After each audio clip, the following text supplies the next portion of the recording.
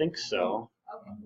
I'd have to double check, but based on what I know, it's quite a bit higher. So, what were they saying specifically? What components or? You said both progesterone. Yeah. Okay. Well, let me just double check the dosing. But based on the charts I saw, I'm pretty sure that that's not the case. So. Yeah. Okay. All right, Peds, covering a number of topics today, and then I'll just cut off when we run out of time, so we'll see how far we get. I have immunizations stacked in here too, which makes it a little bit longer. Anyway, so start with some basic stuff. Age definitions, we're going to talk about neonatal versus infant versus child, sometimes separating those out. For the most part, we'll kind of lump them all together. In the beginning here, with respect to kinetics, it's quite a bit different depending on what age you're talking about, so it is important for at least some of the basic stuff.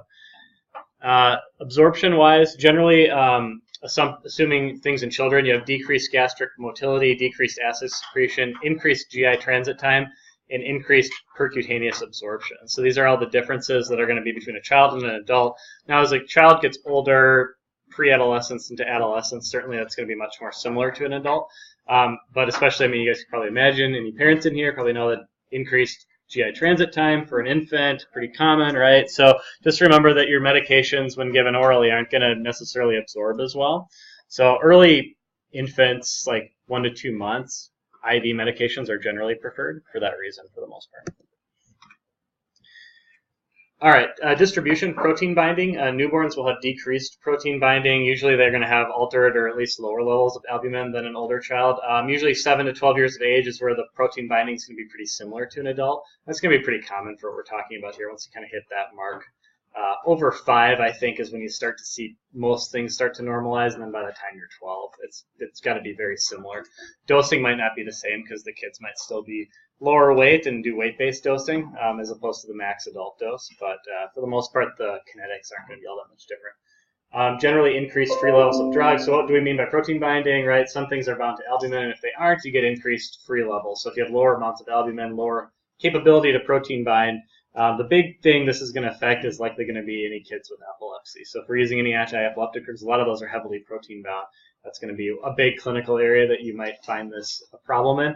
Generally, it's not going to make a huge difference. I like to think, and I guess I don't know for sure because I've never really delved into the kinetic studies, and a lot of these drugs don't have kinetic studies on them, but I like to think that whoever does kinetic studies on pediatric patients, when you look at weight-based dosing, not only takes into consideration the weight of the child being lower than an adult, but also the kinetic differences as well. That should be a part of that. That's why, like, if you look at Tylenol dosing, for example, if you did 15 mg per kg on a 200 kilo adult, you get a way higher dose than you'd ever give anybody in one sitting. So again, it's kind of made up for that, and that's because kids sometimes have higher metabolism as well. So again, some of that stuff is built into those calculations. This just shows developmental stages versus total body water, extracellular water, and body fat. And nothing really to take home point is mostly just that changes over time, and your not protein binding, but your lipid distribution. So for your lipophilic drugs is going to be higher for some cases, and then as the fat kind of normalizes or goes down, it's going to change with that. All right, metabolism. This is where it gets interesting, I think. Hepatic enzyme activity. So for neonates, you're actually quite slow metabolism. Infants ramp up quite fast during the first year of life. And then, so neonates, maybe like within the first month or two, infants are going to ramp up to year 1. Child adolescent is going to retain that speed pretty quickly. Peaks usually during the toddler years, and then kind of slowly moves down after that. Young adults are going to remain quite fast, but again, kind of going to very slowly, gradually go down until you get older, and then it kind of drops off more substantially. So there will be a test question on this, so know this process. Basically, if you know that neonates start slow and then infants peak and it kind of tapers down from there, you'll be okay. That's basically the question. CYP oxidation and phase 2 conjugation affected. So these are the different parts, right? So when we talk about CYP oxidation versus phase 2 conjugation, we're talking about like the cytochrome P450 system versus some of the other ways that drugs are metabolized. And clearance, pretty predictable in adults, but kids are going to be variable. Again, it depends on the age. So for example, here's morphine. Neonates have this is a half-life of morphine, 7.6 hours, 1 to 3 months. It goes down a little bit as the metabolism starts to ramp up. You can see 6 months to 2.5 years, the dramatic difference between a 3-month-old and even a 6-month-old could have, almost half the half-life, right? So you're going to metabolize morphine a lot quicker. Little kids going to be a lot more sensitive to it if you're managing it for pain. So if you do go to pediatric, like intensive care or anything like that, where you're doing this, that's going to be something that's going to be ingrained into you during your training, but it's just something to consider.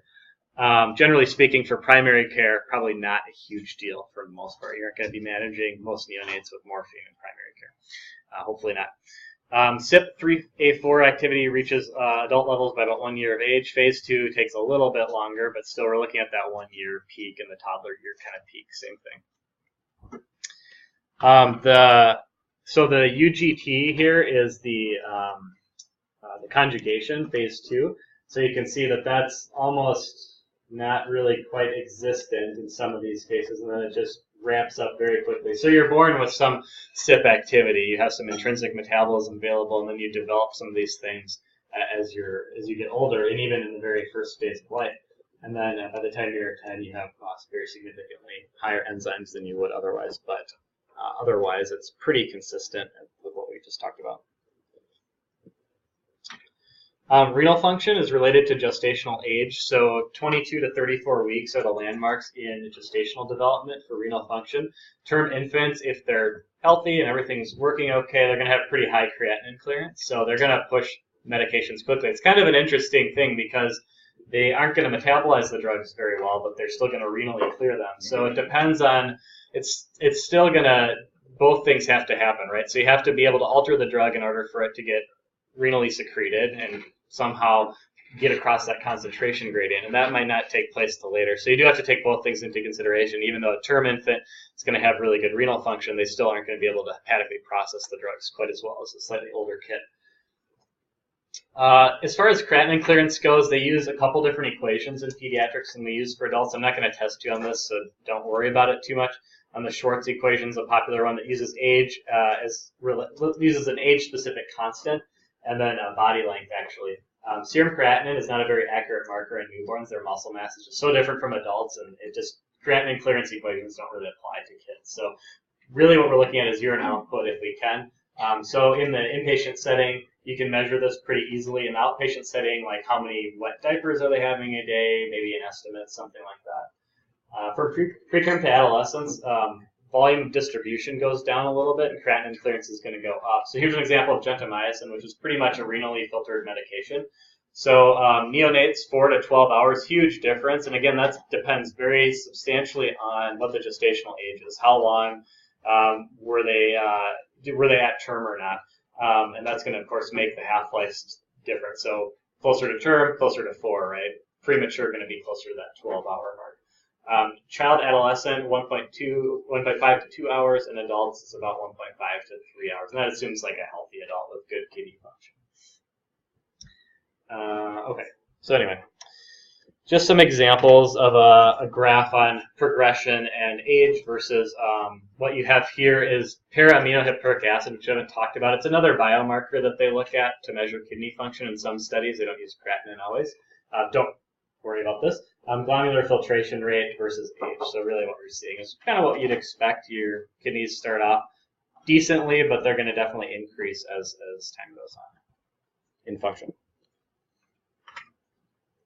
Okay, so PEDS dosing. This is where things get a little tricky, and I always recommend you look up your PEDS doses. I think if you work in pediatrics, you might get some things that you see so often that you know it off the top of your head, and that's great. But there's a lot of things that are worth double checking yourself on, and I especially think that weight is really important to double check. We've had some issues where the kilogram or versus pounds gets messed up, so the weight gets entered as a kid in pounds, and kids' weights can vary so much depending on the age. So you might have a kid that weighs double another normal kid, and they might be the same age, right? So seeing pounds versus kilos in the chart, always double check. If you're working with the parent and you see a dose or a weight in the chart, just ask them if that sounds right, or that obviously you can inspect the child as well and see, okay, is that a 50-pound kid or a 25-pound kid? But generally speaking, smaller sized people require smaller doses, so that's sort of the overarching theory, but then again, we do have all these metabolic differences to consider as well. So mg per kg is a common dosing for peds. Sometimes it's per dose, sometimes per day, so that's something to be careful with. If you're looking up a monograph, you might see it dosed in either one. So remember, a lot of times, like with antibiotics, they'll say 50 mg per kg per day divided in 2 to 3 doses. Something like that is pretty common way they'll set it up. So just make sure you're dividing out and spreading that out evenly. Again, double check the weight, day per dose. Those are probably the two biggest errors that people can make on peds dosing. If there isn't a recommendation available, which is really odd, generally speaking, this would be probably an unusual case where you might be working with investigational. If you decide to go into like pediatric oncology or something like that, you might have stuff like this, but there should be still some evidence out there for most people. However, for some of the recommendations they'll make is they'll divide the child's weight by 50 kilos, multiply that by an adult dose, and that gives you kind of an estimate for the child dose. There's some other more sophisticated equations, but that one's a simple one.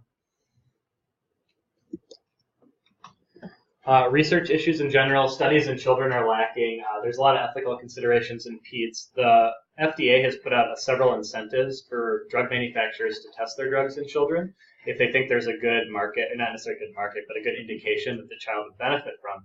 So, for example, mental health meds are a big deal where we use a lot of mental health meds that we use in adults and peds. Very few are well studied. And so the FDA came out and said, you know what, if your drug's still on patent, we'll give you an extra 6 months or a year of patent exclusivity if you do pediatric testing. So they financially incentivize companies.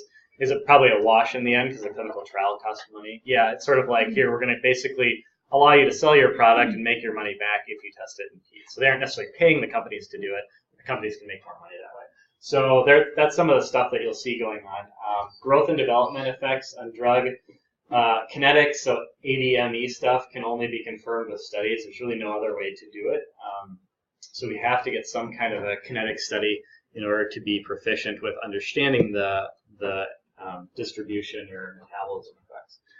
So those are the big things. If we can get that at least and figure out what kind of dosing, what kind of blood concentrations we're looking at, what kind of side effects the kids are experiencing, then we might be able to extrapolate the efficacy effects from adult populations, but even that's a little stretch. We ideally, of course, want both the safety, the kinetics, and the efficacy side. All right, some current options. Juvenile animal studies are sometimes some things we'll see that maybe show promise. So if they treated a juvenile animal population well, they might see that translates over to human children. Off-label use and safety reporting too. So you have a lot of stuff that just gets used off-label, and over time, people do retrospective analysis or look at safety studies saying, we used this in a kid and there was this adverse effect reported to the FDA. So that might trigger a retrospective analysis too. And I talked about patent incentives already. Many medications commonly used off-label. So, for example, albuterol is not indicated in kids under 4. I mean, we use albuterol for anybody of any age. So there's a lot of stuff like that that simply doesn't have data with it that still gets used. Tamiflu, it's only indicated in kids 1 or older, but if you had a really sick kid in the hospital, they'd probably still give Tamiflu to them. So, again, you kind of got to take a leap of faith that it's probably safe, but again, your dosing and that type of stuff, you don't really know for sure. Oops. Okay, adherence issues. Usually parents, so children can be resistant depending on their age, are going to have to be administered the medication by the parents. So adolescents may be able to do it themselves. It just depends on the adolescent, how willing they are, how responsible they are. Convenience, less frequent administration times is good for kids and families. 4 times a day antibiotic versus a twice a day. Just think about the difference there. Is that person really going to give their kid that antibiotic 4 times a day, especially if they don't like the taste of it? I don't know. My kids are weird. They really like medicine, so no problem for me, but somebody might spit it out, and that's not going to be fun if you have to do that 4 times a day. Taste, a lot of drugs might be determined by taste. For example, amoxicillin tastes better than cephalexin. So when you're treating something like that, beta-lactams might be different. Ceftonir, 3rd generation cephalosporin, tastes better, tastes really good. So I took a peds class, and I'm like, how do you know how those taste? I took a peds class, and that was one of our classes, actually. That'd be fun to replicate for you guys. But I don't have access to any of that stuff. Anyway, they bought a whole bunch of suspensions, brought them in for the class, and you could try little tiny amounts of them. It's kind of interesting. Some of them taste really bad. Some of them are actually pretty decent. Physician consistency. Actually, they've done studies on provider, I should say, consistency helps. So if the family's seeing the same provider after repeat visits, it does help improve adherence in pediatric populations. which is probably true for adults as well. Yeah. Is it okay to like mix the medicine with the food? Usually, yeah. Make sure the kid gets it all in. Sometimes it's not, but generally speaking, it is. Sorry, my my PowerPoint here got all like off to the side. Just a second. Just adjust my screen. There you go. Okay, I'm going to go over a couple medications you should know. Medications you should know probably means that some of these or all of them may show up on the exam. So these are things that kind of have hallmark side effects in kids that I think are worth talking about. Now, not all of them are contraindicated, so we'll go through that. Sulfonamides, so sulfa antibiotics or Bactrim, less than 2 months old is contraindicated. Exception if you have pneumocystis pneumonia in an HIV-positive infant over 1 month. So under 1 month, you still wouldn't use it.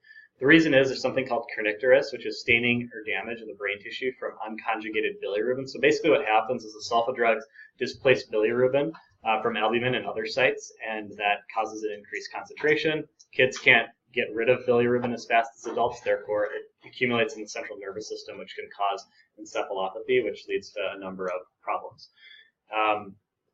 Basically, that's the majority of the problem with sulfa. Otherwise, outside of 2 months for most kids, unless you have some sort of really malnourished kid that's got really low albumin or other situations that might cause low albumin, generally speaking, after 2 months, sulfa is fine. So it's just something to remember if you work in the neonatal population. All right, tetracyclines, the controversial one. So this has been a hallmark thing that's, I don't know, maybe an old wives' tale in medicine, if you want to put it that way. So avoid for the first 8 years of life. There seems to be decent evidence that if you take this while pregnant, there's some sort of risk of this. However, for kids, all the analysis looking at kids who've actually taken doxycycline for reasons of infectious disease, if there's really nothing else that can treat.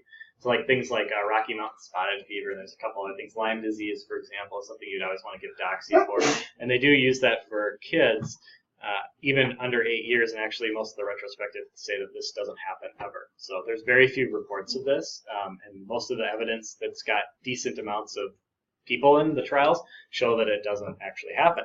So a lot of people will say this isn't a big deal at all. But it is something you might hear out there, and it is something that is still maybe a concern for pregnant patients. So just to keep that on your radar. Salicylates, aspirin or Pepto-Bismol, anything else that contains a salicylate, so like, I don't know, wintergreen oil, there's other stuff like that too.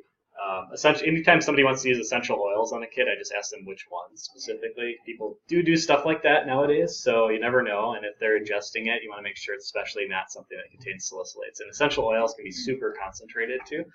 So you can get toxic very easily if like a kid drank a significant amount of wintergreen oil or even a small amount. Anyway, so we want to avoid these in all children and adolescents. Antiplatelet effects in pediatric patients with CV disease, low dose, like baby aspirin type dosing in adults would be obviously scaled back for kids depending on their weight. But that's okay for the most part, probably low risk. Ray's syndrome is really rare. It's associated with encephalopathy and fatty degeneration of the liver, and elevated ammonia and AST, ALT levels. Super rare in adults, sometimes seen in kids if it's thought to be linked to salicylate use, not toxicity, just use in conjunction with some sort of pre-existing viral illness. So again, very odd to see this happen, but it is a contraindication for these drugs. Yes? Probably the question is Pepto-Bismol. Pepto-Bismol, yep. It does have a salicylate moiety, and I think it's bismuth subsalicylate is the actual drug. Oh, there's just something funny. I found this on the internet. I think it's real. It looks like it's real. It's a FDA ad from, I don't know, it looks kind of like the 80s to me, perhaps. But there's a little rhyme about not taking aspirin. I won't read it, but it's kind of funny. So there you go. All right, medications you should know continued. Fluoroquinolone. So this is another one that's a little bit controversial in kids. You'll see recommendations to avoid this, and the reason being joint tendon issues were discovered when they gave young beagles, so developing beagles, were given 100 mg per kg Cipro daily for 4 weeks. That's a massive dose. So that's like a gram of Cipro daily, which, or more, much more, depending on the kid's weight. It just isn't how we normally see it. So anyway, basically they saw with 30 mg per kg, which is more standard pediatric dosing, there are very minimal effects seen. So there's this risk with Levaquin and moxifloxacin and Cipro that there's possible joint degeneration effects with fluoroquinolones. However, clinically, it's very rare. There is this, I linked an observational study from 2002 here, 6,000 kids treated with fluoroquinolones. They compared them to 6,000 kids treated with azithromycin, which is not known to cause tendon or joint issues, and they showed no difference. So I think it's a pretty minimal risk, but you might see that come up again. So again, not a contraindication by any means, just kind of a precaution. And there's certainly areas where you'd want to use a fluoroquinolone. Anthrax would be quite rare, but sometimes UTIs, pyelonephritis cases, you might want to go with that, especially depending if there's significant allergies to beta-lactams or cephalosporins. And now my slides moved back over. Quite weird. All right. So those are some basics. Questions? Move on to neonatal diseases. So for those of you in here like, I'm not taking care of neonates, probably going to check out for a little bit, but not a ton of drugs to actually talk about here. So it's a lot of respiratory stuff when it comes to neonatal development and neonatal issues. And the reason is because pulmonary development's lacking with preterm infants. And that's really what the majority of what these next several slides are going to hark back to, is that we have kids who haven't had time to develop their lungs properly.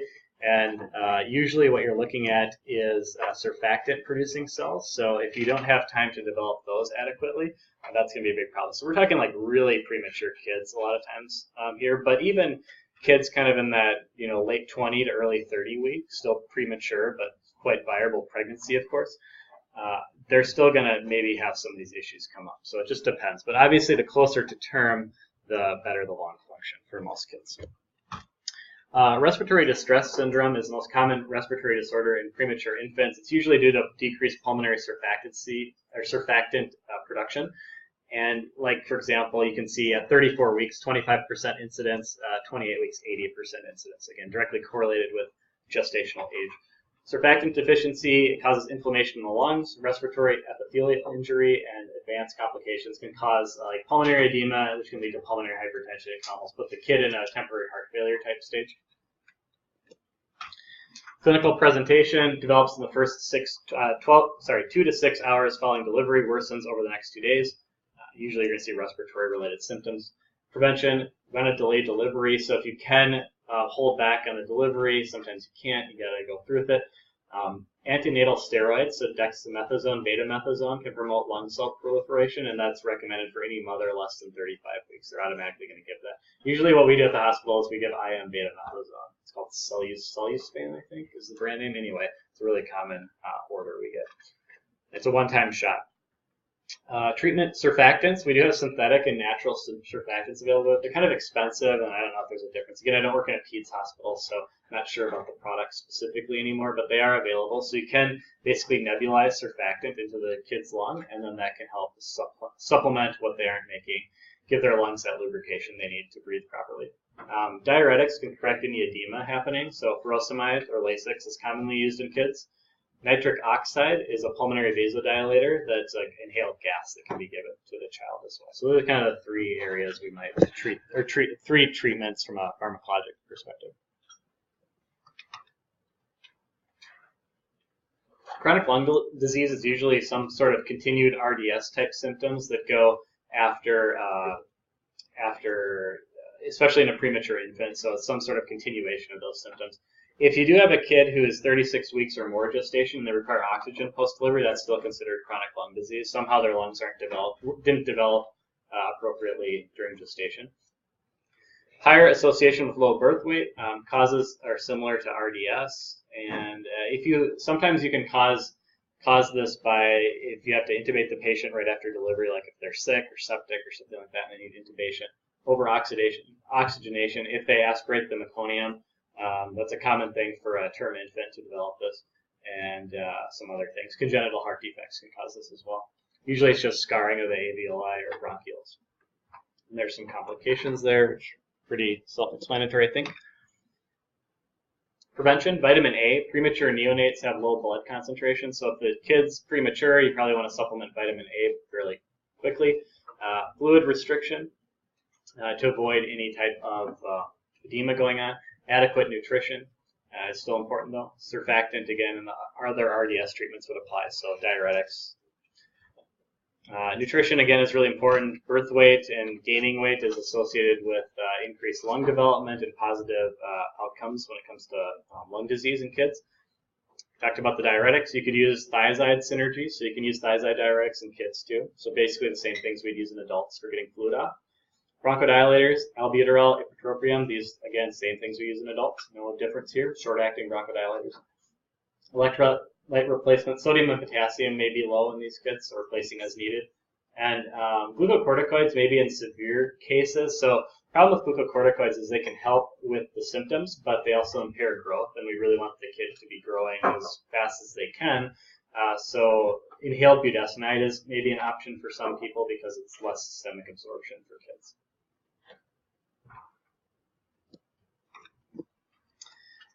Apnea of prematurity, pause in breathing for 20 seconds or for greater than 10 seconds with bradycardia on board as well. Oxygen desaturation as well to 80 to 85%. Low birth weight, premature gestational ages, similar to chronic lung disease here. It can be a subset of chronic lung disease as well.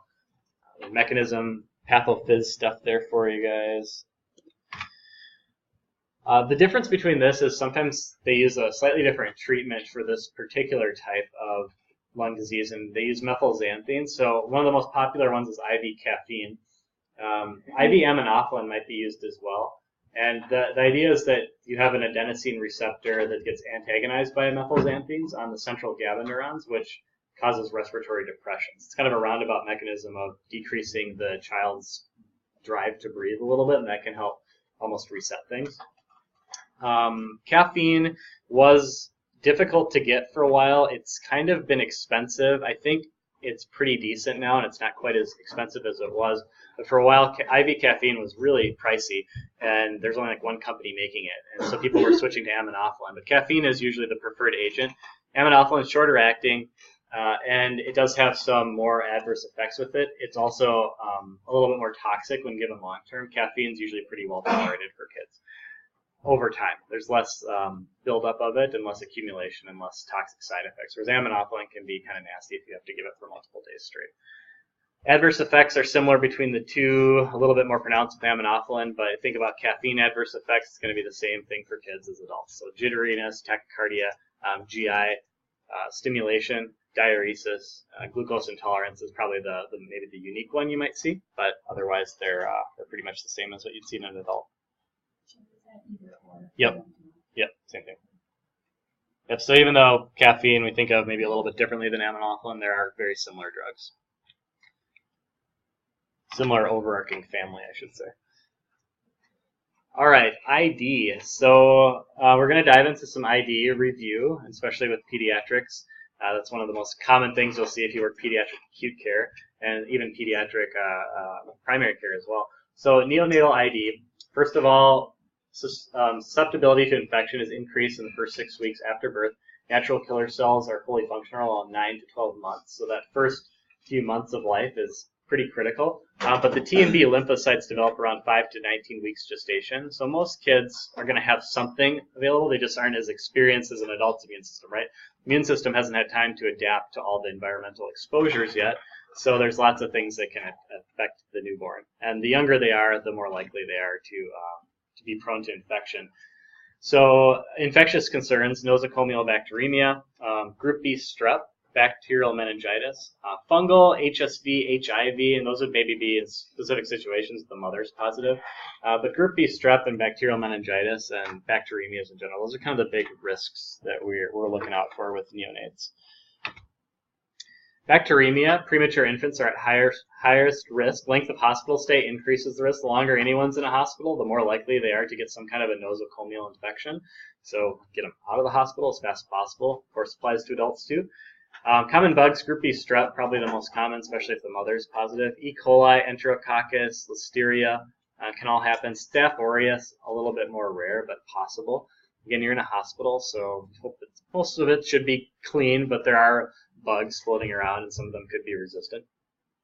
Treatment, ampicillin and gentamicin is the preferred treatment for bacteremia. It covers group B strep really well. It covers E. coli, and it covers enterococcus and listeria. It doesn't really cover staph quite as well, so if you isolated staph, you'd want to do vanco in place of ampicillin, but that's the real big difference. And that would be, again, pretty rare in a kid.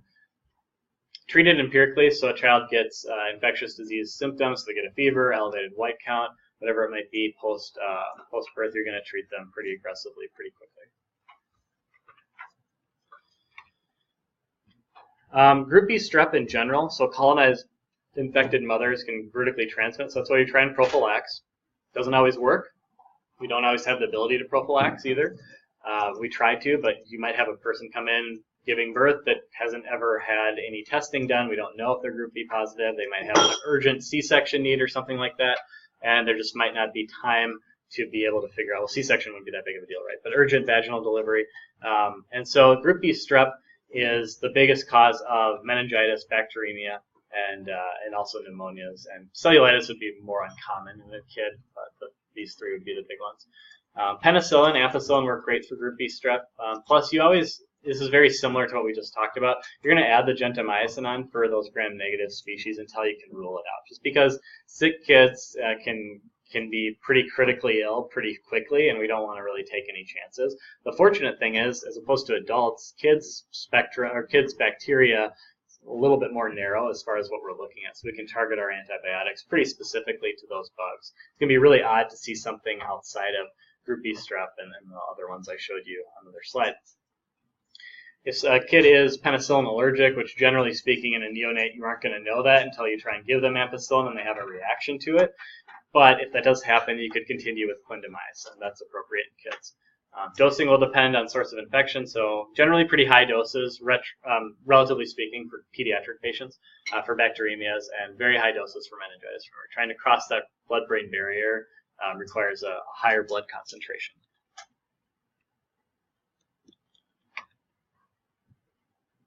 Meningitis is caused by vertical transmission due to labor and delivery, is usually the primary cause. You got about a 15% chance of a neonate bacteremia converting to a meningitis. So that bacteria can easily get across the blood-brain barrier. Bugs, again, what we just talked about, GBS, E. coli, Listeria. Ampicillin, gentamicin, again, is going to be the primary treatment here. Ampicillin cefotaxime might be used too. Cefotaxime is kind of like a ceftriaxone alternative that they use in kids. Ceftriaxone they don't like to use in really little kids, and it has some similar issues with connectorous risk. It can increase biliary buildup and sludge, meaning you can't secrete or excrete bile quite as efficiently as you would otherwise. So generally, if you're going to use a third-gen IV cephalosporin in a kid, you're going to use cefotaxime. Vanco as staph, again, quite rare to see that, and you're looking at 2 to 3 weeks of treatment. Fungal would be quite rare, but on a premature neonate that doesn't really have an immune system active or functioning fully yet, it could be a possibility. Prophylaxis maybe in some cases, probably not right away. It's something that the hospital might do if they bring them into the NICU and they're really sick. They might give them some kind of a fungal prophylaxis. Fluconazole is usually the drug of choice to start with, but resistance is common and you don't really know what kind of fungus you're dealing with until you get some cultures back. HSV, genital HSV can lead to vertical transmission. Immunocompromised kids, of course, little kids going to be immunocompromised in general. Local CNS disseminated disease, usually we're treating this with IV acyclovir for 2 to 3 weeks. HIV, you can give IV zidovudine postpartum, and intra and prepartum, actually, they kind of give it throughout the whole course, and that is very successful at preventing transmission altogether during the birthing process.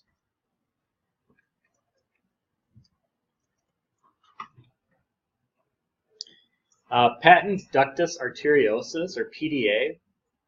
So the ductus arteriosus diverts blood from the lungs of the fetus while they aren't being used. So here's your ductus arteriosus. Pulmonary artery and the aorta, a little communication there. It should close, but sometimes it doesn't. So a large PDA, if post-delivery, might lead to poorly oxygenated blood, can cause hypertension, arrhythmias, and heart failure.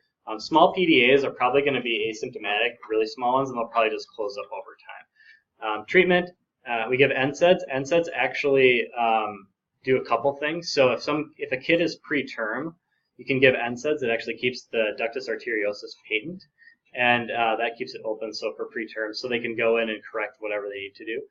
If they want to keep like a kid on some sort of a bypass type system or something like that. Surgery and catheter procedures are going to be the most common thing. So for the most part, this isn't something you're going to encounter unless you work in a high-level pediatric ICU or neonatal ICU. Okay, necrotizing enterocolitis or NEC. So got to get the GI tract here. This can be inflammation of intestine, colon, and lead to perforated bowel, likely due to ischemia. So premature infants can have ischemic gut, and that's essentially what's causing this. And we treat broad spectrum with this. So Zosin's used in kids. Primaxin is used in kids. Pretty much, there's very few antibiotics we use in adults that we don't use in kids. We talked about the big ones already that have controversy or aren't used. So really, it's going to be the same type of treatment strategy. And so it's GI flora, anaerobes, gram-negatives, possibly gram-positives even, depending on the kid's exposure. But usually we're looking at focusing on just the anaerobes and gram-negatives to start with. You could always add on vancomycin or something if you wanted to. And they're probably going to have to get some kind of a surgery done. All right. Let's talk about older kids. A little bit more in the primary care world, moving out of the hospital. Croup. So croup is an inflammation of the area just below the larynx and large bronchi. So common causes parainfluenza virus, respiratory syncytial virus, adenoviruses, and measles, if it happens to be endemic in the area, would be unusual. Mid-autumn, odd years, tends to be when people see croup, believe it or not. It's kind of weird. Children 7 months to 3 years, generally not seen in kids over 6 years. So it's really kind of that late infant to early toddler stage. Barking cough, stridor, and hoarseness. Treatment is fluids, Tylenol for the fever, cold humidifiers, and abstaining from tobacco smoke. Homes with tobacco smoke are much more likely to have a child with a croup infection than homes without. Dexamethasone, 0.6 mg per kg PO, is a product that's given for kids as a one-time dose and tends to help with the croup symptoms quite well. Note that this is you can end up with some decent-sized doses. So we think about like a dexamethasone dose for an adult is about 10 milligrams for a shot. So it wouldn't take much to get into that 10 milligram phase. I mean, I've given like 15, 20 milligrams to a kid, and it is indicated to push that dose a little bit. But just don't be surprised if you see that and you're like, oh, this is high. Some recommendations will say never to go over 10. Other pediatric recommendations will say you can go up to 15 or 20 is okay. So it just depends. I think children tolerate it pretty well generally, but again, it can make you a little bit scared. Like, I'm giving this kid an adult dose. And yeah, that's the recommendation.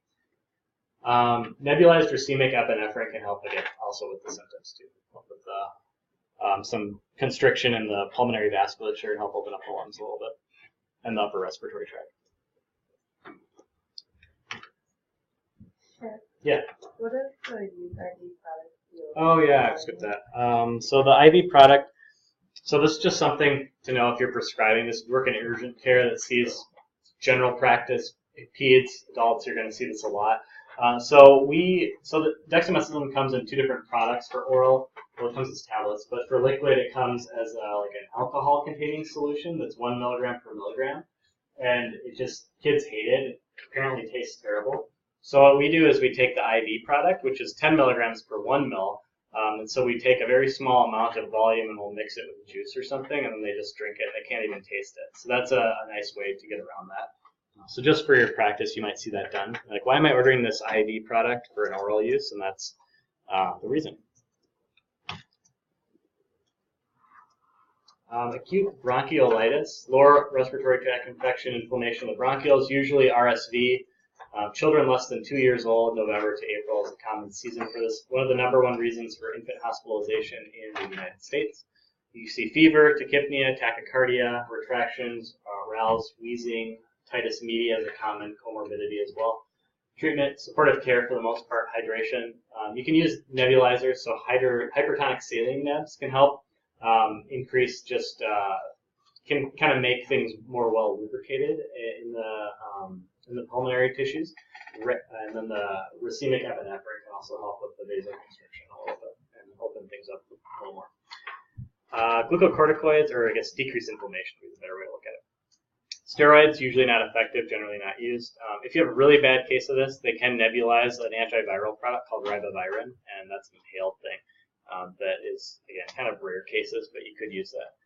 For kids who have had this before and are considered high risk, so especially premature infants going into the season, if they're worried about this, they maybe have some lung issues, there is a product called Synagis or palivizumab, and it's really expensive. I'm not sure what the criteria for use is, to be honest. I haven't looked into it, but it is an option for prevention. I think you'd have to have some pretty strong inclinations towards getting this disease to have to be able to take it, but it is an option that's out there nonetheless. All right, pertussis, whooping cough, Bordetella pertussis. People who are at risk for this are less than 6 months because they haven't gotten the vaccine yet, or people who haven't gotten vaccinated. Adults and adolescents may have waning immunities. Some people think you get like about 6 years, or maybe 10 to 20 years of immunity off of this. We actually had a whooping cough case come through our ER a few years ago, and a bunch of the providers got sick, even though they had up-to-date immunizations. It's just you don't really boost for this per se. It can be part of the Tdap booster shot, but if you haven't gotten that in a while, you don't know. URI, so it's an upper respiratory infection. Cough and stridor, usually no fever, but you may get apneic, and it could lead to comorbid pneumonia. Treatment is azithromycin, actually works quite well for this particular bacteria. If you're over 2 months old, Bactrim is an acceptable alternative as well. It's not really effective for symptoms after the child has a cough, so most kids probably aren't going to get relief from it. However, it will decrease the spread of the disease to other people, which is always good. So generally, you treat regardless of whether or not it's going to cause symptomatic relief. All right, pneumonia may appear similar to bronchiolitis. It's more severe, though, in the symptoms, or should be. High incidence of pediatric death worldwide due to pneumonia.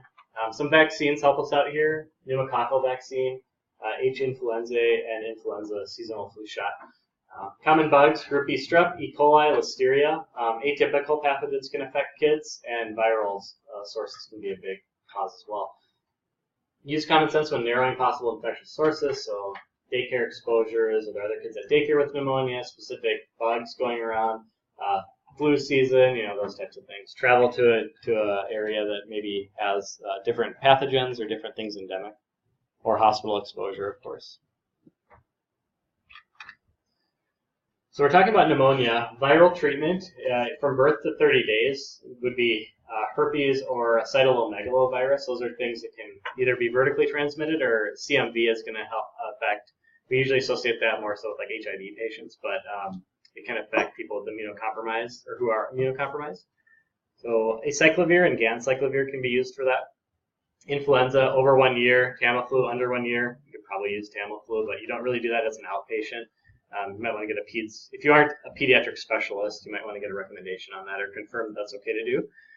But in a severe case, they probably would use it. Community-acquired pneumonia. So bacterial, I tried to streamline this a little bit. It's not easy to understand. It's a little bit complicated, just like the adult version. And it's stratified based on the different age groups. So, of course, different age groups I've put down here, generally what you're looking at as far as what you're trying to treat. So birth, you're really looking at group B strep and listeria. There's not a lot of other pathogens you have to worry about. Your ampicillin gentamicin that you basically give for every other neonatal infection works for this too. So if you remember amp and gent, you're pretty much covered for any neonatal infection. 1 to 6 months, you're looking at probably a hospital admission recommended. An inpatient, they usually use cefotaxime or azithromycin, one of those two. Generally speaking, we're looking at a group B strep, or a streptococcus pneumonia, I should say, infection, not group B strep, but strep pneumo for a kid that age. So cefotaxime is probably going to be preferred versus azithromycin. But you can have atypical pathogens as well. So sometimes they might want both. Some places might have a protocol to start one or both together. It just depends. Either one would be fine for the most part. 6 months to 5 years. Amoxicillin high dose and ceftonir are really the two choices for outpatient treatment. And really, when you're looking at 6 months to 5 years, almost all those kids are strep pneumo. That's the biggest cause. And so cephalosporins are probably your go-to choice, but amoxicillin can work quite well too. It just depends on your local resistance patterns. We have pretty good susceptibility here to amoxicillin, to strep pneumo. So that won't be a problem. You could do an IM shot of ceftriaxone in the hospital, or in the urgent care or ED if they present there. Inpatient treatment's pretty similar. We're just using the IV version. So remember, amoxicillin's IV version is ampicillin, and cefotaxime is the IV third gen. Again, ceftonir, PO third gen. So we're really just flipping things, just using IV drugs. If the person is not doing better. You could maybe consider azithromycin. It's a little bit controversial whether atypical pathogens affect these kids a whole lot. And for example, European guidelines don't recommend using anything other than Amox or AMP for these patients. But you could consider it, especially if the patient's not responding to the initial agent. Over 5 years, you're looking at treating very similar to how we treat an adult. So the only difference is we still use amoxicillin, as opposed to an adult you'd use a third-gen cephalosporin, or you'd use like amoxicillin plus clavulanate, aka Menton, a little bit more advanced therapy. But for the most part here, studies have shown that amoxicillin plain usually works quite well. Atypical pathogens are more likely to affect this age group, so adding some coverage isn't a bad idea. And that's where the fluoroquinolones can come into play too. And levofloxacin, moxifloxacin will be used for kids in this age group for pneumonia.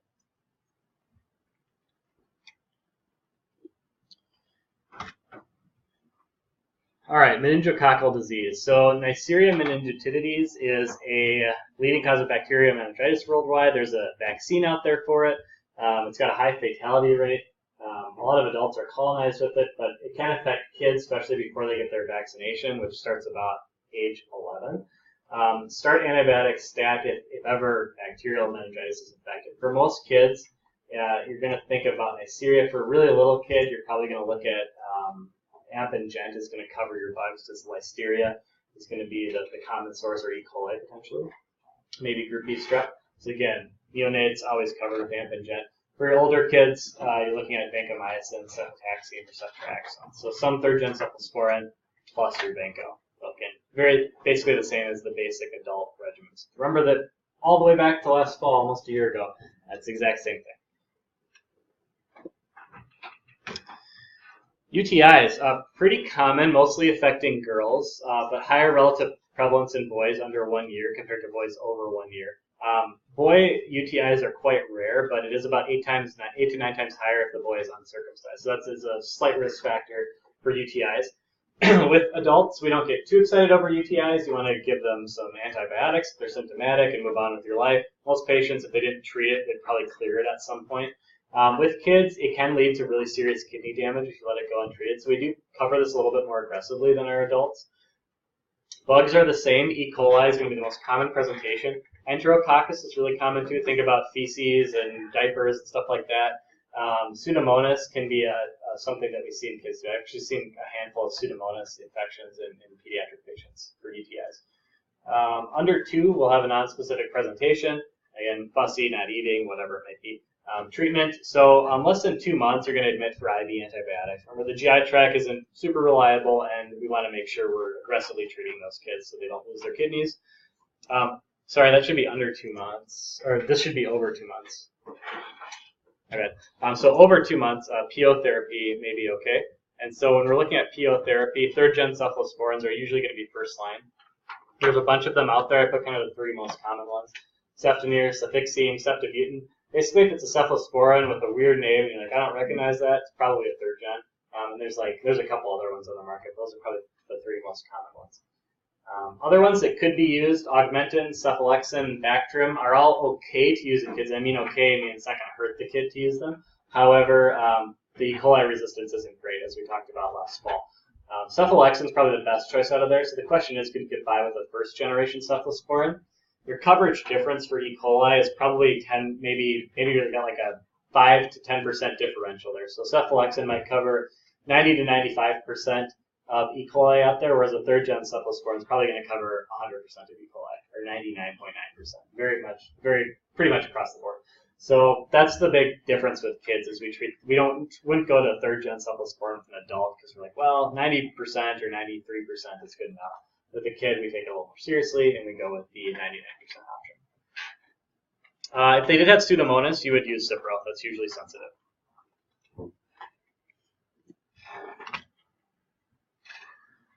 All right, hemolytic uremic syndrome, most common cause of acute renal failure in children less than 10 years old. It's usually associated with Shiga or Shiga-like toxin-producing bacteria. So the most common one is going to be E. coli, actually. So it gets a little confusing because you might see on a stool culture, it says Shiga toxin positive. It's actually probably E. coli that's producing that. So Shiga bacteria can do that as well, but E. coli, especially this 0157H7 strain, or the STEC, which is the hemorrhagic strain of it. Shigella and Salmonella can also cause this too, but the E. coli one is the most common one. Not part of the normal flora, so this isn't like normal E. coli that lives in the bowel. It's usually from contaminated animal products, so undercooked meat or whatnot. Of course, there can be outbreaks that you'll hear about in vegetables and stuff like that too, but that usually got there from some kind of exposure to an animal product or some kind of co-packing facility that wasn't completely clean, or soil that had the animal product in it. 15% incidence if infected, so 85% will resolve spontaneously in 10 days. For the other 15%, you can get acute renal failure, which could be devastating. So we do want to make sure we're supporting the care. If the kid's really young or having a lot of bloody diarrhea, probably warrants a hospital admission. That can depend on how the kid's doing, though. So what happens is these bacteria release toxins. They get into systemic circulation. They can cause GI bleeding and that stuff, but they also get absorbed, and then they arrive at the kidneys and cause necrotoxicity. So again, an inflammatory response, it can affect other symptoms and systems can be affected.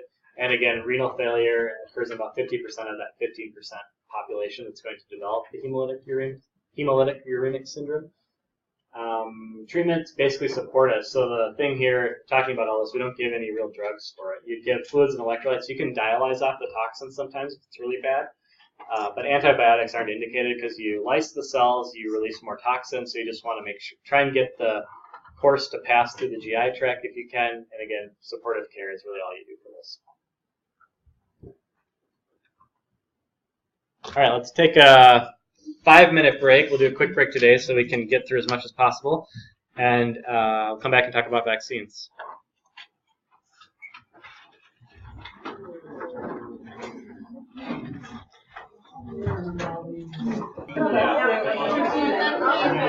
All right, vaccines. So for vaccines on the test, you want to know what's on the test? Vaccines are not going to be a huge part of the test. Basically, I just want you to know a couple things, and I'll point them out on the slide. So certainly don't have to know a lot of vaccines for the exam. So let's talk about some background first. Purposes of vaccination, we want to stimulate the immune system to respond to a specific antigen. So vaccines need to be antigenic, meaning they stimulate the immune system, but not pathogenic or causing disease, right? Goal is to develop antibodies against specific infectious pathogen without causing harm to your patient. Vaccines are widely accepted as probably one of the greatest public health initiatives ever.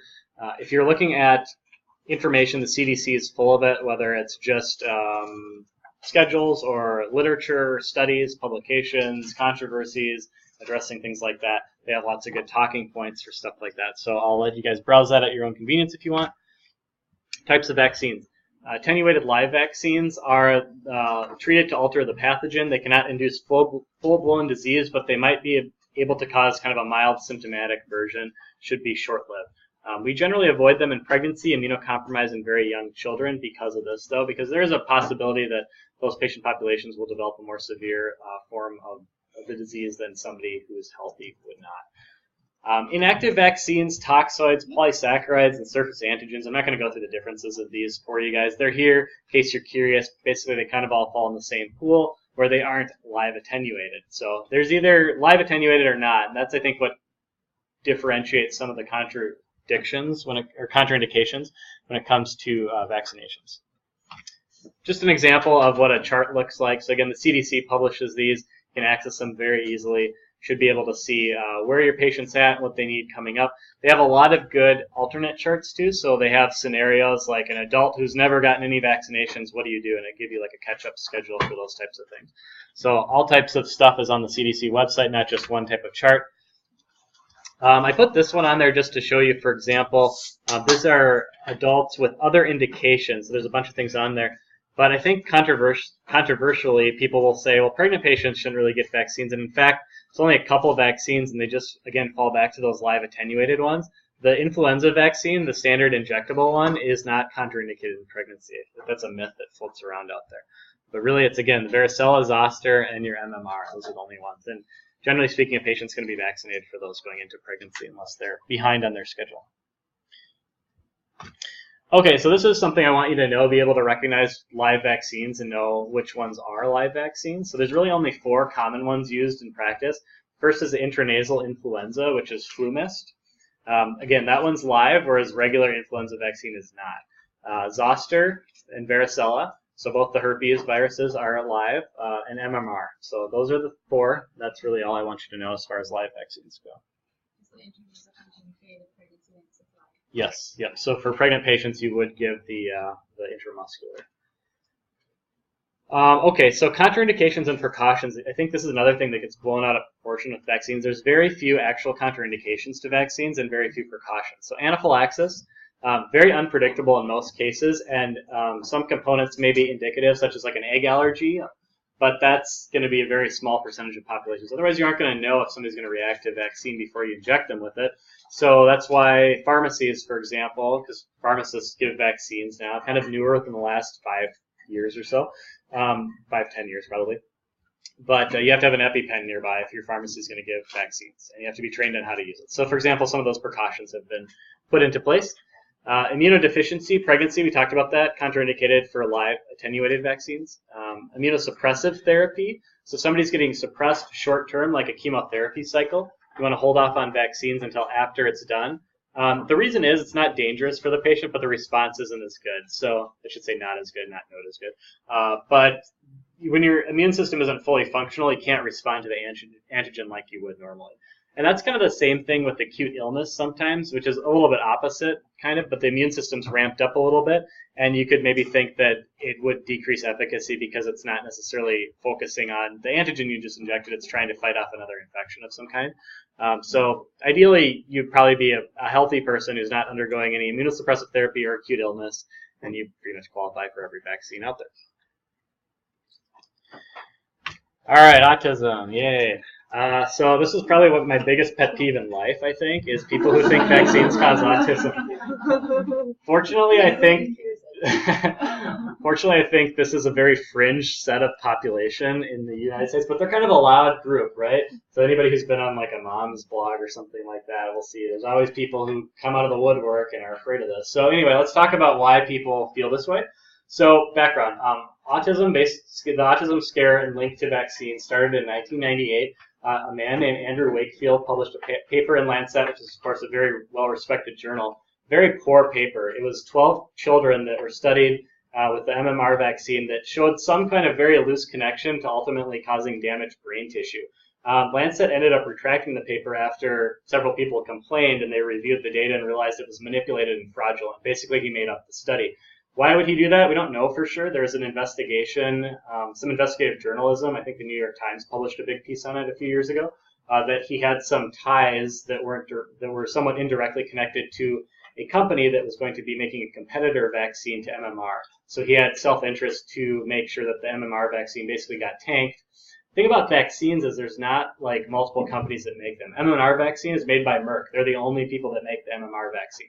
Merck makes actually most of the vaccines on the market. There's a couple other companies that have vaccine industries, but there's very few competitors when it comes to the vaccine market. So from a financial point of view, if you could prove that one of them was inappropriate to give to kids, you could stand to make a lot of money if you had an alternative ready to go. So that's a theory.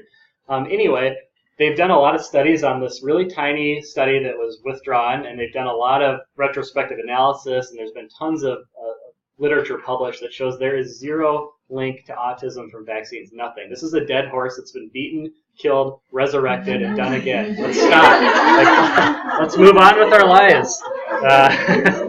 So that's just, if you go to the literature, that's what you get. Of course, you're going to get all these one-off anecdotal stories, and I get that people have a problem. It's hard to swallow if your kid has autism. You want to know what caused it. Can I help other parents out? And I think that there's some altruism there. I hope there is anyway, but it's just misguided.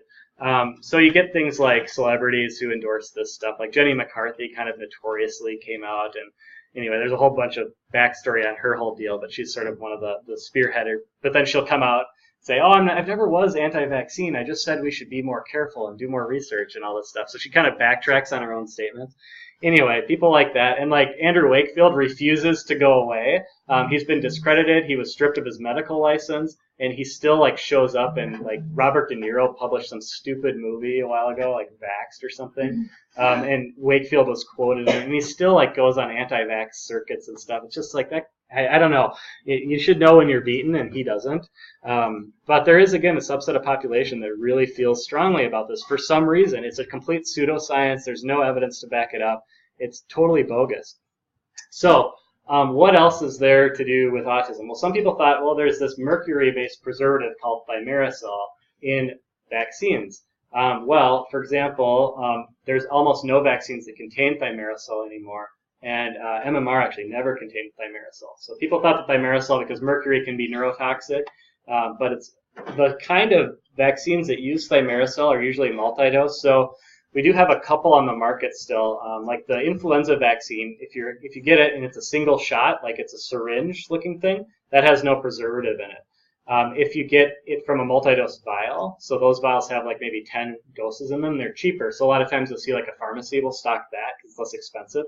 Or pharmacies will just stock the regular preservative-free because it's not worth explaining to people that.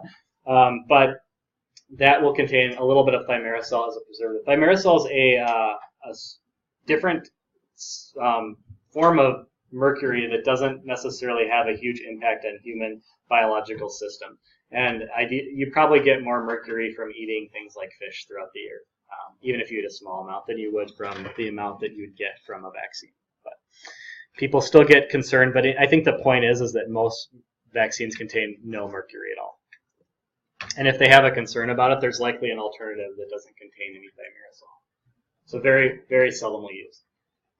Other concerns. Vaccine overload is something that comes up. So the question is, are we overwhelming a child's immune system by giving way too many vaccines in a short period of time? You may, if you followed the 2016 election, and so I'm not trying to get political here, and personally I'm kind of a centrist. I'm a little bit in the middle on the political spectrum. So anyway, I'm not trying to be on one side or the other, but there were a few Republican candidates that mentioned stuff like this as off-the-cuff comments, including one person who's actually a medical doctor in pediatrics. So it's big when somebody like that says something, people pay attention, right? So what's the deal with it? Well, the concept is you give too many vaccines, you overwhelm the immune system. Is there any truth to that? There's a book published out there, I can't remember the name of it, but it's by a guy named Robert Sears, and he basically advocates for an extended, structured, schedule for vaccines. So you don't give 3 vaccines in this visit, you delay this vaccine until they're a year as opposed to giving it at 6 months. Problem is, there's a lot of science that goes into when we give vaccines at certain ages. So for example, we'll talk about H. influenza here in a second, but that's given early in life because it's a huge cause of meningitis, and if we delay it, you're delaying that child's protection for that many months, giving them possibly the risk for exposure. So the problem with this is that I don't think it's anything that's ever been proven to have any issues associated with it. So there's no increased risk of having an anaphylactic reaction if you get more immunizations in one visit. I mean, certainly you could get an anaphylactic reaction, but you would have gotten that anyway. It's not like you're going to get it because you got more vaccine. And then the other thing is that the infant immune system is, at birth, if you think about our immune systems constantly being exposed to things, think about an infant's immune system that's exposed to virtually nothing, and then all of a sudden has all these things it's taking in from its environment. Obviously, we can't really prove this, but there's a lot of theory out there that the immune system could respond to like thousands or hundreds of threats at a time and develop adequate response. So combining 4 vaccines in one visit, probably not a big deal. Again, it's a problem that doesn't exist, and this guy's trying to find a solution for it, which makes people concerned, and then people come and talk to their provider and want to have a delayed schedule, and it's just, what's the point? You're risking your kid's possible life for a couple more months so that you can prevent what exactly? And that's the big question. Aluminum concern. So there's some aluminum in vaccines, a very small amount. Aluminum is used as an adjuvant to bolster immune response. By giving a little bit of aluminum in the vaccination, you can decrease the antigenic material slightly because the immune system responds to that. For some reason, again, I'm not a biochemist, so I don't really know why. But people get concerned about aluminum. It's another thing that can be neurotoxic in high doses if you consume it. However, it's probably likely that an infant will ingest more aluminum from breastfeeding or formula than they would from or general dietary sources than they would from vaccines throughout the whole year of compared to dietary. So probably not a huge deal and not very well studied as far as risk, I should say. Oh, what about Big Pharma? Isn't it all a big conspiracy? No, it's not. They're profitable. Vaccines are profitable just like anything, but they aren't really going to be cash cows. So again, some pharmaceutical companies do well on them because they focused on a efficient vaccine production system, and they churn out a lot of vaccines, and they kind of have a corner on the market. There's not a big competition, again, because there's not a lot of money in it. If there was, we would see 5 generic equivalents to every vaccine that's out there. What you will see is companies try and one-up each other. So, like, for example, Gardasil was out for a while. It's a 4-factor HPV vaccine, and now the same company, some other company made like a 6-factor one, I think, and now the company that made Gardasil now came out with like a I don't know how many factors it is up to now, like 8 or 10 maybe, something like that. So anyway, there's a lot of more strains it covers. So that's what you'll see. And you see that with like the strep pneumo vaccine too. These companies will come out with ones that cover more strains of strep pneumo. And that's usually where you see progression going in the vaccine industry. You don't see a lot of like cost-effective competitors because you can't really make a cost-effective competitor. Vaccines are expensive to make. You have to use a lot of different biotechnology to create them, so they aren't like making an oral tablet. So it's just not something, kind of like a biologic medication. Any of the injectable products we've talked about for rheumatoid arthritis or anything like that, they're just expensive to make. So again, profitable, but not as much as a PO tablet. Anyway, like you can read some interesting economic opinion on this, but you think about the number of diseases we prevent with vaccines and the number of hospitalizations and ICU bills and all that type of stuff, we're probably saving tons of money on healthcare expenditures by vaccinating our population. I think that's hands down pretty common sense if you think about it, but it's worth talking about, I think. All right, just an example. Haemophilus influenza type B was one of the most common causes of infant meningitis for kids less than 5 years old prior to vaccine development. About 1 in 200 kids would develop invasive HIV. 66% of these kids were under 18 months. And when the vaccine was developed, it came out in the late 1980s, not last. But the CDC started reporting data once the vaccine was widely available and tested and everything like that in the early 90s, and started recording the drop in incidence. And basically, Haemophilus meningitis has gone down to extremely low rates. So the early 1980s estimates were about 20,000 cases per year. Between 2003 and 2010, so that's cases averaged 2,500 per year. And the interesting thing is most of those did not involve kids. So most of those were adult or older populations. So it's showing that basically you're going from all these child cases to about 400 cases a year. And a lot of those, they didn't talk about vaccination rates in this particular study. They just looked at incidence. But depending on what the vaccination was, you don't really know. That could even be a smaller number. So again, we're seeing, this is just one example of many. You guys have probably heard about polio. Polio is virtually non-existent due to vaccines. Like stuff like that, it's pretty impressive. So again, public health interests are in favor of vaccines, and they definitely make a big difference. All right, what's herd immunity and why is it important? So herd immunity and protecting those most vulnerable, aka community immunity, you might hear that as well. It's got a nice ring to it. Concept of vaccinating most people to protect those that are not vaccinated. So herd immunity is not to vaccinate most people to protect the lazy person who refuses to get vaccinated. It's to protect the immunocompromised people who can't get them. So use the MMR vaccine as a good example. A kid who's immunocompromised, think about a child with leukemia or lymphoma undergoing chemotherapy or has a weakened immune system because of the disease. They can't get MMR, so we want to vaccinate as many people around that child as possible so they're insulated by those people who are vaccinated. Therefore, hopefully they won't get the disease passed to them. Some people just say, well, there's enough people vaccinated that I don't need to do it myself. Well, that's the wrong mentality. If you're healthy, you should be getting vaccinated. This is probably most applicable with the flu shot, right? So a lot of people say, well, most people get vaccinated, I'll be fine. You should still get vaccinated unless you have a good reason not to. All right, any questions on vaccines? And for testing purposes, if you know the live ones and know generally like some general vaccine knowledge, should be okay. What they are, basically. All right. Any other weird rumors people hear about vaccines? All right. Pediatric cardiovascular, yeah. I've heard that it's, as one of my aunts actually posted this article and they got an argument with it. She was talking about how Amish populations have like lower rates of autism because they don't vaccinate. Yeah. Yeah, I would say that's probably bogus. Unless it's peer-reviewed in a journal of some kind. Yeah. I know there's lots of articles out there written by people who manipulate data or pick and choose data that doesn't necessarily support their claim or wasn't designed to support the claim they're making. So, yeah, it's hard. That's the thing about this is you have to, like, an article can really mislead people. You have to be able to go in and critically look at the literature behind, or sometimes there's nothing behind their claims, which is interesting. Yeah, there's an article I read that was claiming this connection between allergies and childhood, and it was just on a website, and it had a claim between there, and so I clicked on the actual source, and the actual source literally said the exact opposite thing of what this article said. It made me so mad because I was like, it's claiming that there's a connection when like the article itself and the research is done literally claims the exact opposite. Yeah. So it was like, I'm surprised they actually linked the source, but that's good. Do you know how the smaller population got into this no vaccine? I don't know a whole lot about it. I know that there's some apprehension towards Western medicine generally. We have a pretty big Somali population that comes through Abbott, but I would assume that's part of it. But I don't know if there's more of a myth spread. I think there was also something I read in an article about there's some fear about government tracking or something like that even that was coming out too, that might have gotten spread amongst their community. So yeah, I've heard a couple different rumors, but I'm not sure what exactly happened there.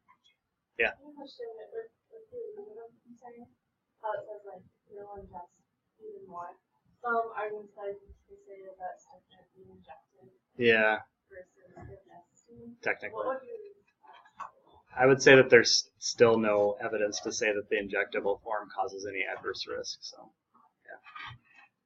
Ultimately, it comes down to stuff's been studied and hasn't been proven, and until that changes, then there's no real reason for concern, I don't think.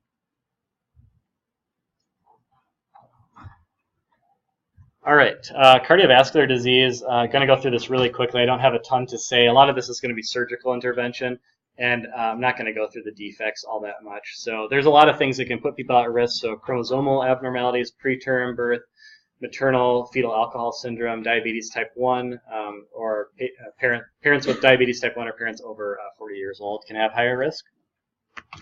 The different congenital heart defects, again, there's a lot of them, and I'm not going to go through them specifically, but basically surgery is going to be the thing we're going to try and get them towards. We can use standard cardiovascular meds like we'd use in adults. They all pretty much apply for kids. So ACE inhibitors, beta blockers, loop diuretics can all be used to reduce blood pressure, decrease pre or after load, decrease fluid. Similar in adults, it's going to be pretty much the exact same type of treatment as we would treat like an adult heart failure type patient. Post-op, patients can have low cardiac output post-op, so fluids, pressors are applicable. It's, again, very similar to how we treat an adult patient. So IV dopamine and epinephrine. Milrinone is really commonly used with kids. It's a chronotropic agent. It's going to help, or an inotropic agent, excuse me, going to help increase contractility in the heart. And nipride or sodium nitroprusside could be used to help with dilation. It's going to have decreased pre and after load and decrease the demand on the heart. So again, very similar to how we treat adults. There's not really a whole lot of difference here. Inotropes, vasodilators, that's about it. Post-op could be tricky, so wound prophylaxis is a big thing, just like it would be in adults, but with kids, certainly a concern, especially in a neonatal intensive care unit. ANSEF, vancomycin are commonly used, so vanco is going to cover your MRSA, of course. Cefazolin is going to cover your MSSA and some other skin pathogens like strep. Diuresis, again, will help here. Pain control, I think it's important to control pain in kids. We'll talk about that here in a second. Fentanyl, again, used in adults, also used in kids, just like we would for all of our patient populations. Chronic heart failure, it's basically the exact same thing as adults. There's not really any difference. They use digoxin a lot more in kids. It tends to increase symptomatic relief. That's probably the only thing. But ACE inhibitors, beta blockers, diuretics, still all used in heart failure. More of the same here. We're going to talk about arrhythmias, specifically with related to emergency medicine and ACLS type stuff when we talk about EM, which will be after the first exam. So we'll get back to that. PALS is Pediatric Advanced Life Support. It's a certification through American Heart that you can go to if you work with that population. I'm PALS certified. Why? I always ask myself that. I hope I would every time I do PALS, I'm like, please, God, never put me in this situation, because I feel like there's better hands that could guide the care in this patient. But it's all very respiratory, and it's a lot of the same thing as adults. So cardiac arrest is very similar, it's just the dosing's different. But with kids, a lot of times your emergency stems from a respiratory source versus adults. It's, thrombosis or something like that more commonly. Hypertension. So kids are getting, correlation, maybe, maybe not, but kids are getting heavier. So we're talking about maybe a little bit of an older child here, not a little kid. But as kids get heavier and maybe more sedentary, kids are all just sitting around playing video games, right? No, it's probably just a myth, but maybe they are. Anyway, our kids are not exercising or what, but anyway, we're seeing increasing hypertension rates in children. And so there has been some guidelines produced, and it's very similar to adults as far as what the cutoffs are. A little bit different. It depends on percentiles. So like they look at 95th percentile for kids and what their blood pressure should be. And then if it's over that, they look at, or if they're in the 95th percentile, I should say, that's where you get stage 1. And if it's over 5 millimeters of mercury higher than that 95th percentile, so basically at the very top, then they get into stage 2. Treatment's very similar. ACE inhibitors, calcium channel blockers, thiazide diuretics, and beta blockers. Exactly the same as adults. Gets a little tricky with kids, though, because you might have to compound the medication if they're little into a solution. And a lot of adult antihypertensives don't come in pediatric suspensions commercially, so you might have to go to a specialty pharmacy. A lot of the pharmacies that work with pediatric hospitals have this. I actually worked at one as an intern and made a lot of like enalapril suspensions, beta blocker suspensions, atenolol, metoprolol. So we do a lot of that type of compounding. But it's pretty simple. Basically, as a pharmacist, I'm just grinding up pills, mixing it with some liquids in the right proportions, shaking it up in a bottle, and giving it to the patient. It's not really that complicated, but there are pharmacists that specialize in that, and they do it very nicely, and then you're weighing everything out, and you're making sure it's all done in an appropriate environment. So there are pharmacies that specialize in that. A lot of pharmacies, if you brought like a compound like that, they might say, I could do this, but this pharmacy does it a lot better than me. So most pharmacists kind of know their limits when it comes to compounding. But technically, every pharmacist has to be able to compound, so they can't turn you down if you need it. Okay. Pulmonary hypertension, persistent pulmonary hypertension of the newborn is actually pretty common with heart defects or any type of pulmonary aspect as well if they have some sort of lung disease after birth. Usually self-limiting, so once you correct what's going on, it should resolve the pulmonary hypertension. Kind of like when adults go through cardiac surgery, they might develop some pulmonary hypertension immediately post-op. That should correct as the healing process takes over. We use inhaled nitric oxide. We use our inotropic agents here. Outpatient, we can use the same thing basically as we talked about with adult pulmonary hypertension. So calcium channel blockers, PDE5 inhibitors like sildenafil, so generic Viagra, endothelium receptor blockers like those weird drugs we talked about a while ago, and the IV prostacyclin analogs that get infused directly to the pulmonary artery. So that'd be extreme cases. Again, most are self-limiting, not going to be a real common thing. Certainly aren't going to see this unless you work in advanced pediatric cardiology, which some of you might. All right, good. We're actually making good time. Other pediatric topics. Pain management, pretty straightforward, common sense stuff that would apply to any patient, but I think people think kids either might not feel pain the same way as adults, will have no memory of it, will become very easily addicted to narcotics, we shouldn't use them. We should treat pain pretty standardly in kids, so we don't really treat it any differently. And there are pediatric pain scales and assessment tools that peds nurses will assess or peds providers will use to assess the patient. Obviously, they can't give you the 1 to 10 rating in most cases unless they're older. So grimacing, stuff like that, how they're moving their body, hemodynamics, other things like that could come into play for how they assess pain in a kid. That's probably the biggest difference is how do you know if your child's in pain? There's a lot of good studies that are out there to correlate pain with certain responses in children. Adult analgesics are all used in kids. I do want you to know these top 2 doses for the exam. So I said you have to know 3 doses throughout the entire course, and these are some of them. And I think it's just important, first of all, if you have kids, you're going to thank me if you remember it, I guess. If you don't, you can look at the back of the bottle. But if your friend calls you with their sick kid, says, I want to give them ibuprofen, I just gave them Tylenol, how much should I give, and can I do that? I get that question all the time from people. And I think it's just good to know generally the dosing off the top of your head. It's something that's so common, and you're going to experience it in your life, that I think it's important. So anyway, acetaminophen and ibuprofen, very useful in kids. You can use other NSAIDs in kids too, like naproxen and ketorolac are also okay in kids. Pretty much any NSAID would be fine. Ibuprofen has a thing on the bottle. If you buy like an OTC kids ibuprofen bottle, it'll say don't use in kids less than 6 months. Is this an absolute contraindication? No. You can use ibuprofen. There's been some studies that show it's safe. I found one for sure that showed relative safety in kids as young as 3 months. The problem is that I think you run the risk of side effects more so with ibuprofen versus acetaminophen. So when you buy something over the counter, I don't know if it's FDA's concern or whoever develops those recommendations, the company may be saying that we don't trust people in the general public to dose a kid under 6 months. It's smaller kids, smaller doses, and the math gets a little more complicated. And when you're measuring things out in the standard syringe that they give you, or maybe don't give you, or that little cup that's really hard to read, the odds of messing it up at littler volumes is much higher. So I think that's kind of part of why it is. But certainly you can give ibuprofen to a kid without causing adverse effects. The general recommendation is Tylenol first, always, especially as an antipyretic or even analgesic. And then if they aren't responding to that, that's when you go to ibuprofen. That would apply to any kid of any age. Personally, I just go straight to ibuprofen because I don't think a Tylenol works all that well. But if my kid has a bad fever, I'll alternate the two. What else is there? So 10 to 15 mg per kg per dose, Q4 hours for acetaminophen, and 5 to 10 mg per kg per dose, Q6 for ibuprofen. So it's not too hard to remember. Just remember ibuprofen's a little bit less than acetaminophen. Opioids. You can use pretty much any opioid in a kid. They're all relatively safe, assuming you dose them appropriately. A lot of them come as liquids or suspensions, so taste might be an issue. Let's see. Where's some interesting methadone.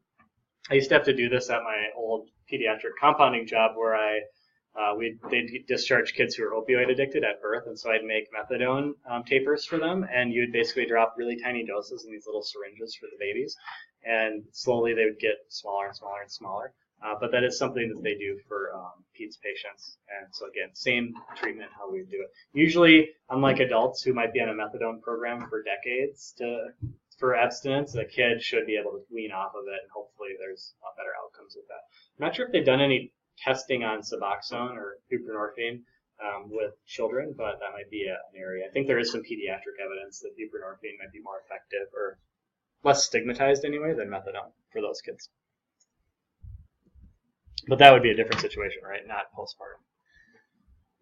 Okay, cystic fibrosis. Cystic fibrosis is a disease that affects peds and adults, but I put it here because I think it fits well with the pediatric picture because you're going to see it pretty early in life. And most pediatric centers are going to carry cystic fibrosis patients into their adult years.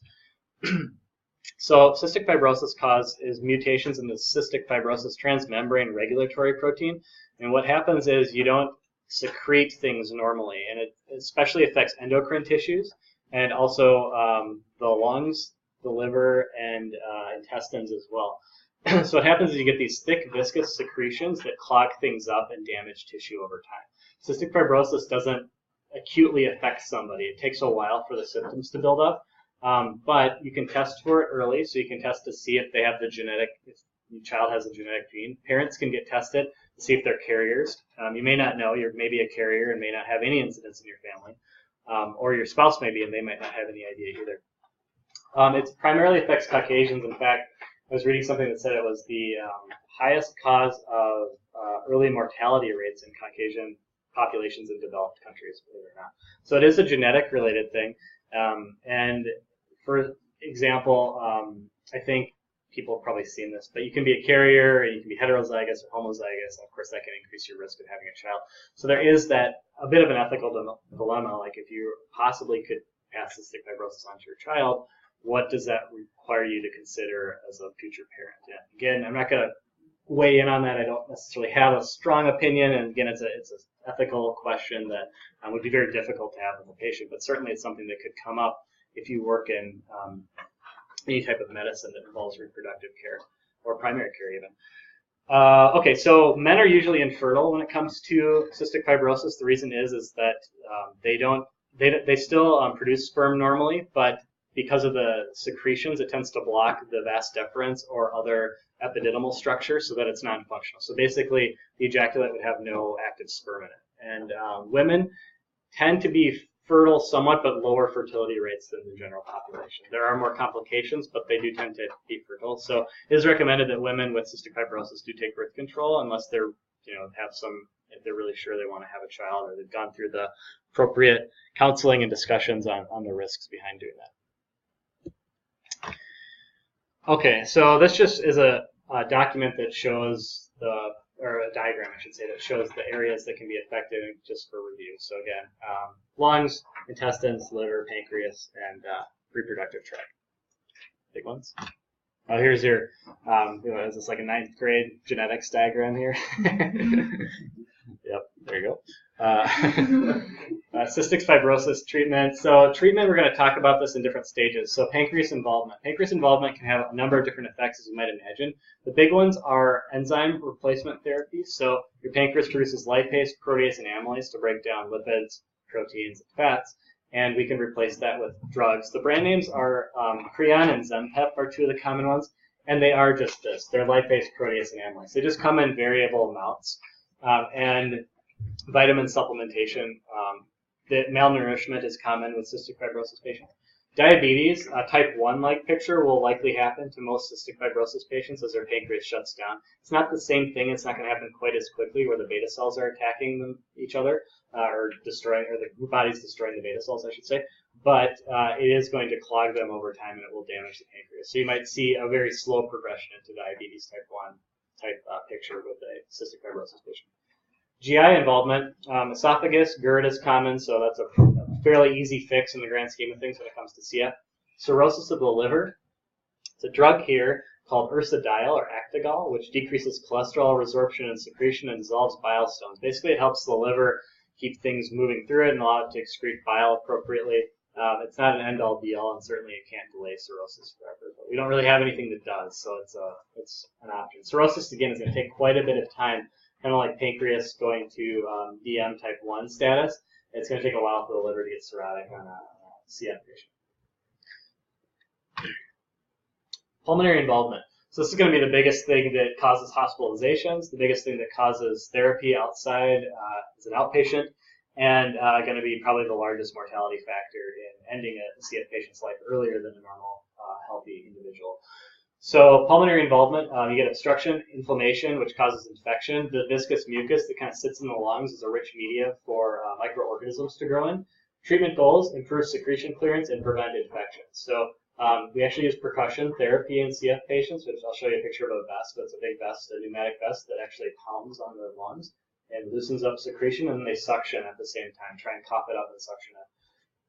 Bronchodilators, albuterol and ipratropium, are used usually during this. They open up the lungs prior to a percussion, and then they can help hopefully get some more junk out.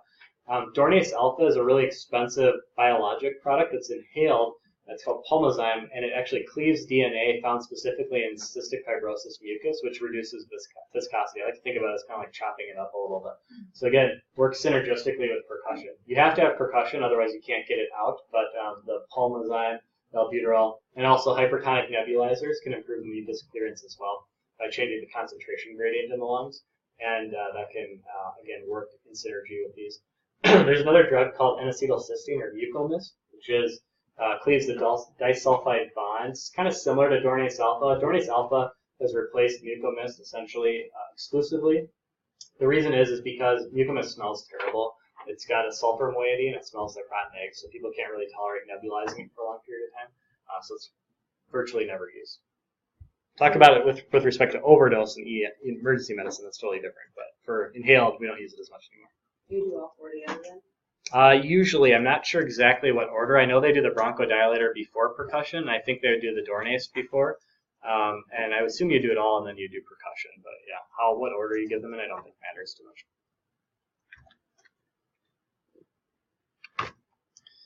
This is a percussion vest, so they make them for all size patients. It's more of an adult size versus the kid size, kind of looks like a life jacket with a couple tubes on it. Glucocorticoids, so inhaled and oral, may be used for acute exacerbations, just like we'd use for any pulmonary exacerbation, COPD or asthma or otherwise. Not recommended for chronic use due to the possible decreased immune response that you might get, and some of the side effects of accumulating them systemically if you use them all the time. Especially if you're talking inhaled. Oral, of course, you would try and avoid that long-term exposure if you could. Antimicrobials. So this is one of the big issues with CF patients. Did anybody read the story of the two CF kids that got married and they both died like 2 days? Anybody? Some people nodding. Okay, it was a really sad story, but kind of cute at the same time. I don't know, these two like 18-year-olds got like met online in a CF support group, and they ended up like communicating a lot, and they met each other. And I guess it's a big no-no for CF patients to meet each other because you can contribute, different people can give each other bad bacteria. And so when it comes to bacteria in CF patients, you get a lot of really nasty stuff that you wouldn't see in anybody else. CF patients are kind of unique. If you do a sputum culture on one, you're going to grow really strange organisms. And so the one kid actually gave the girl his bacteria, and so they had a couple of years together, but they ended up both needing lung transplants that didn't go well, and they both passed away. So not a positive story, but kind of an interesting example for how severe these infections can be in these patients, and how important it is to keep them as infection-free as possible, which is easier than said than done. A lot of times for severe infections, you have to cover really broad spectrum, so MRSA coverage, certainly, and probably you're looking at the most broad spectrum gram-negative drugs we can get. So things like cefepime, Zosyn, Primaxin are going to be things used, and probably multiple choices, multiple options too. So you might double cover Pseudomonas, you might add a aminoglycoside onto that, you might add something else for advanced MRSA coverage, it's vanco resistant. You never really know what you're going to get. There is a tobramycin nub out there that people can take, which is sometimes done chronically. It can also help with acute infections. It's called Toby nub. And so that can be an option that avoids systemic exposure and gets the drug actually directly to the infection site. But if they have a bacteremia on board or something like that, or they're septic, you have to use systemic therapy too. Daily azithromycin is used some cases. Azithromycin penetrates biofilm and can be synergistic with other antimicrobials. So it actually gets through layers of bacteria pretty well. And that can be helpful if you're giving it like with a Toby nub or something like that, or some other thing. So you might see azithromycin given as a prophylactic agent. I don't think the evidence is great for that, but sometimes used. Okay, that's it for CF. Any questions on CF?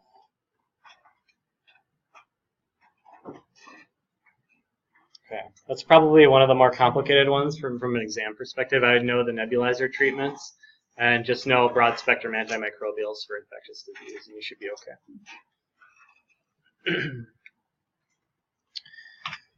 Sickle cell disease. So sickle cell disease is certainly not limited to pediatrics, but again, I put it here because it can show up in pediatric infectious disease, or pediatric diseases. Forms sickle cell-shaped red blood cells. You guys have probably all heard about this in some class or another throughout your careers. It's kind of a notorious thing that they talk about as a genetic mutation that makes people less likely to get malaria, right? So most people who have sickle cell disease are going to have African heritage. About 8% of African Americans have sickle cell or are carriers. So it's actually a pretty high percentage in that community. And again, naturally malaria resistant. So it's, again, a genetic mutation that's advantageous in certain endemic regions. Common complications, vaso-occlusion is the big thing here. So the sickle cells get stuck places and they block things. So they block blood flow, they cause pain, inflammation that affects the nerves, which causes the pain syndromes or sometimes organ issues. Usually what the thing I see sickle cell patients come into the ED for is pain. And the pain, it can be really severe. These patients get really large doses of opioids in most cases. And sometimes it doesn't even do anything. Here's just a picture of sickle cells getting stuck somewhere. Okay, so, that's just the slide I was on. Did I go backwards? What am I doing here? There we go. Acute chest syndrome, something with blood vessels occluded in the lungs, and this can cause death in sickle cell patients. Presentation is similar to overall pneumonia, but it can progress very quickly, and it can cause sort of like a really aggressive acute heart failure exacerbation type picture. Because you end up building fluid on the lungs, pulmonary edema pushes back in the heart, right?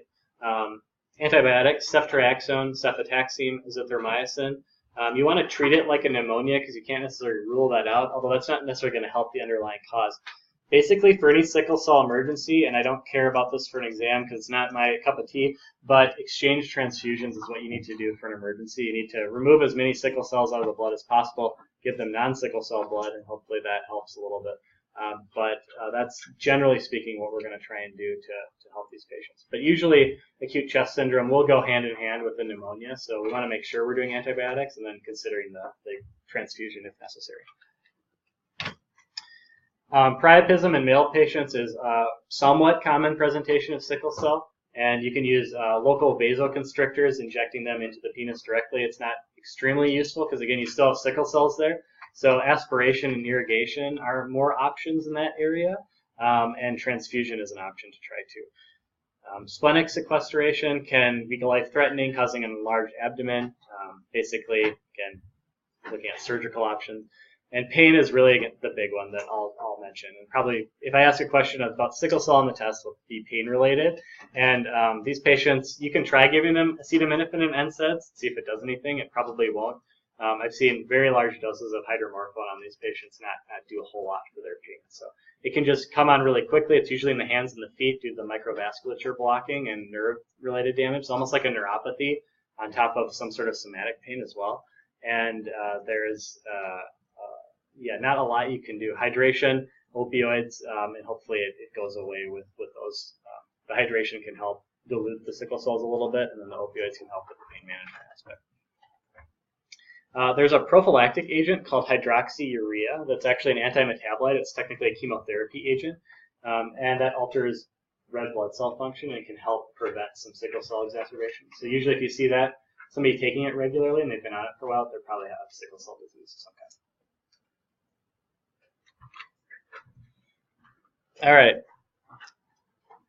I think this is my last slide, yes. So, quick slide, peds neuropsych topics. The reason I didn't go into any detail on this really is that they're pretty much all treated exactly the same as adults. So we don't use, we use the same things, same antidepressants, same anti-epileptic drugs, just different dosing. And that's really what there is to talk about, not much more. The only thing is that the evidence is lacking in a lot of cases. Sometimes we're taking a little bit of a leap of faith, saying, well, this drug works well in adults. It's one of the best tolerated medications in adults. It's newer, doesn't have a lot of evidence in peds, but let's try using it in peds because it's better tolerated in adults than this med, so therefore it might be better tolerated in peds. So that logic applies a lot to these situations, and it's not bad logic, and usually it tends to seem favorable, but a lot of times you get these experimental dosing and experimental medication trials, and they might work, and then you get literature hopefully at the end, but a lot of times these aren't studied in pediatric populations. So ADHD, we talked about that already, and high risk for suicide, we kind of mentioned that with the early adolescent or late adolescent population. All right, that's all pediatrics. Thank you.